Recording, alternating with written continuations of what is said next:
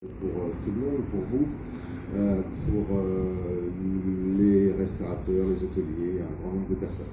Daniel Benoît aurait voulu être là, mais il n'a pas pu se déplacer aujourd'hui pour les répétitions qui commencent, pour un spectacle qu'il espérait jouer, qui a déjà été reporté une fois l'an dernier en mai, qui est à nouveau reporté a priori, parce qu'à la mi-mai, malgré les éléments que nous avons eus hier, je ne crois pas vraiment qu'on puisse être en mesure de reprendre une activité.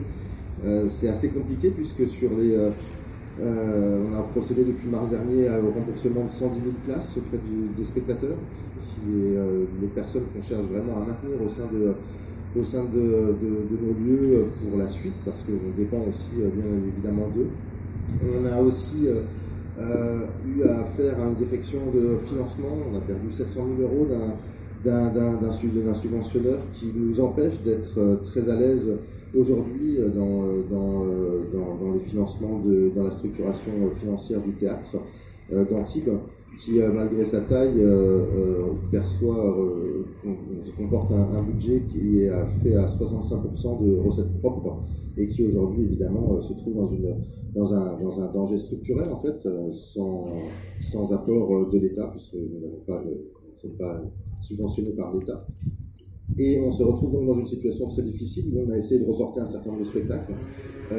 Et sur les 70 qui sont prévus, il y en a 35 qui sont reportés à la saison prochaine, ce qui fait une saison un peu bizarre, puisque c'est des choses qu'on n'a pas vues, qu'on avait programmées, ou des choses qui ont été reportées de l'année d'avant aussi, déjà. Donc on a peur de perdre le public, en fait, de se dire que chacun des spectateurs qu'on a pu rembourser mois par mois, on dépend du trésor public, donc on les rembourse avec des délais au départ de 3 mois, puis maintenant on a réussi à réduire ce délai à 3 semaines, ce qui semble conséquent encore, mais qui est pour nous une vraie usine à gaz. On a dû embaucher 8 personnes, transformer la salle de répétition du 4e étage en espèce de bureau. On avait l'impression de vendre des produits frelatés tombés du camion en Europe de l'Est, avec des imprimantes, des fils partout, etc., pour essayer de satisfaire les spectateurs et leur proposer de se reporter sur des spectacles en cours d'année. D'ailleurs, la programmation, si jamais on arrive à jouer, va jusqu'à la mi-juillet cette année, pour essayer de récupérer et de conserver auprès des spectacles prévus, et notamment des 15 productions et coproductions du théâtre, un accès et un rapport avec le public.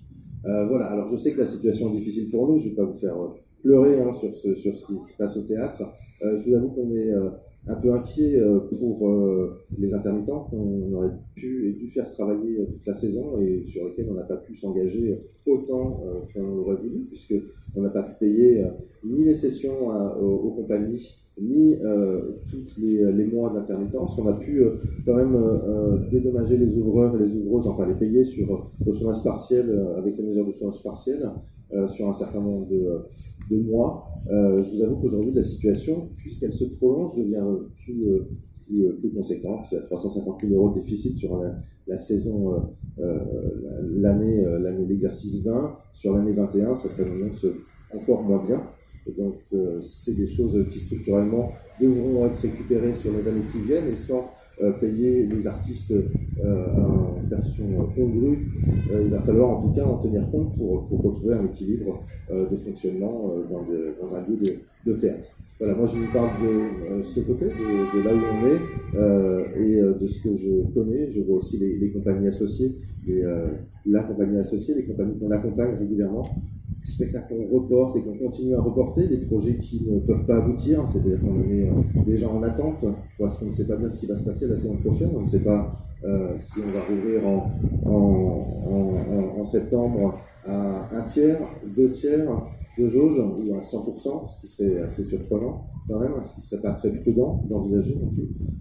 On se dit qu'on va avoir un public qui n'était pas forcément très habitué à venir au théâtre, qui ne va pas revenir forcément régulièrement.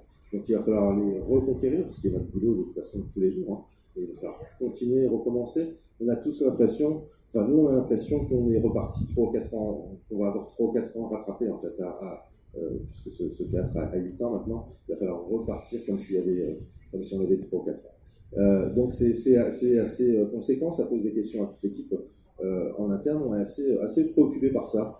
Mais voilà, on veut garder l'espoir, être positif et essayer d'aller de l'avant. D'ailleurs, on souhaite aussi montrer notre intérêt, notre contribution pour les actions qui sont entreprises ici en achetant une participation aux frais qui peuvent être engagés via la caisse d'aide.